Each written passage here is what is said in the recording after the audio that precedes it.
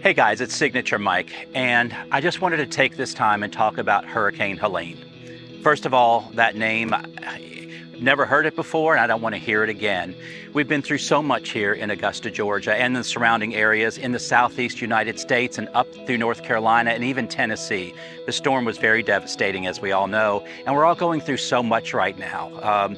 Sometimes we go through so many emotions every day. I mean, the storm itself was something. You know, we were in pitch black. It was the middle of the night, wee hours of the morning, and the wind was blowing and trees were falling, and it was just absolutely horrible to live through that, number one. And then once daylight broke and we saw the devastation and we heard of the deaths, we heard of all the displacement of people and wildlife. And we had to come together as a community to get past this and work together. And we're still working on this, and we're going to be for quite some time.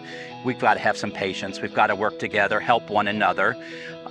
In my profession, I thought, how could I help someone? You know, I'm not a lineman. These linemen were so wonderful to come from all over the country and help us get our electric back so we could just live day to day and be in our homes again.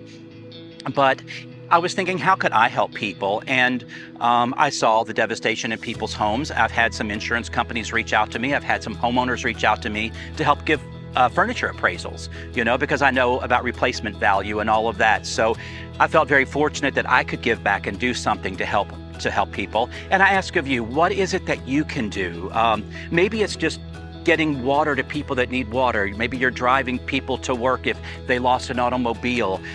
Think about some of the blessings and things that you have in your life that you can help share with other people, and how you can help our community. I know so many times we rely on the government, local and otherwise, and you know, there's so much devastation in this country that they're trying to help. So sometimes we just have to help ourselves, and we have to think, how can we help someone else as well? Because there's always someone in bigger need than we are.